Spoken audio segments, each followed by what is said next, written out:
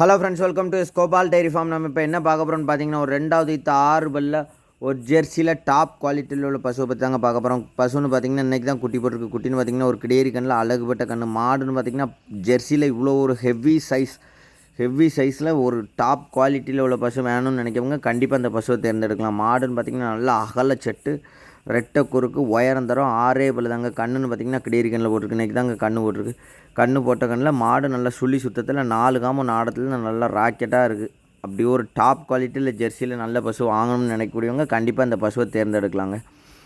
இப்போ தான் நல்லா எல்லா ஏரியாவுக்கும் நல்ல மழை பெஞ்சு வெள்ளம் வந்து மாடுகளுக்கு நல்லா மேவெல்லாம் கிட்டியிருக்கு. அதனால் நல்ல பசுகளுக்கெல்லாம் இனிமேல் தீவனத்துக்கு தட்டுப்பாடு இல்லைங்க. நல்ல செழிப்பாகி போச்சு. பணக்காரங்களுக்காக இருந்தாலும் சரி, ஃபார்ம்காரங்களுக்காக இருந்தாலும் சரி, வீட்டில் உள்ள குடியில் உள்ள பசுகளுக்காக இருந்தாலும் சரி, தீவனத்துக்கு குழப்பெல்லாம் நல்ல செழிப்பாகி போச்சுங்க. இனிமேல் நம்ம இஷ்டப்பட்ட பசுகளை வாங்கி நல்ல தேவைக்கேற்ற மாதிரி பண்ணைக்காக இருந்தாலும் ஒரு வீட்டுக்கு இருந்தாலும் நம்ம எதிர்பார்த்த பால்கள் கண்டிப்பாக கறக்குங்க. இப்போ நம்ம பார்க்கக்கூடிய மாடுன்னு பார்த்திங்கன்னா ஜெர்சிலே டாப் குவாலிட்டி ஒரு 2வது ஈத்து 6 பல்லு மாடு தாங்க. மாடுன்னு பார்த்திங்கன்னா பார்க்க ஒரு அம்சம். ஜெர்சியில் இவ்வளோ டாப்பில் ஒரு மாடு இருக்கா அப்படிங்கிற மாதிரி தான் இருக்கும். 4 காமம் 4 இடத்துல ராக்கெட்டு மாதிரி அவ்வளோ ஒரு தூரின்னு பார்த்திங்கன்னா ஒரு விரல் தண்டியில் இருக்குது. மாடை பார்த்திங்கன்னா நல்ல பாடி வெயிட்டு.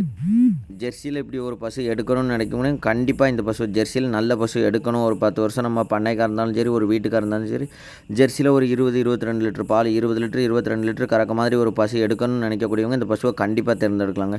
குணத்துலேயும் சரி அருமையாக இருக்குது. கண்ணுன்னு பார்த்திங்கன்னா கிடேரி கண்ணு இருக்குது. கறவை ஒரு 22 லிட்டர் பால் சுயர் எதிர்பார்க்கலாம். மாடு வெயிட்டுக்கணும் அவ்வளோ ஒரு வெயிட்டுங்க. நல்ல உடம்பு, நல்ல மெயின்டெனன்ஸாக வச்சுருந்தா மாடு என்றைக்குமே ஒரு 10 வருஷம் 15 வருஷத்துக்கு நல்லா வச்சுக்கலாங்க. ஜெர்சியில் அவ்வளோ ஒரு டாப்பில் இருக்குது.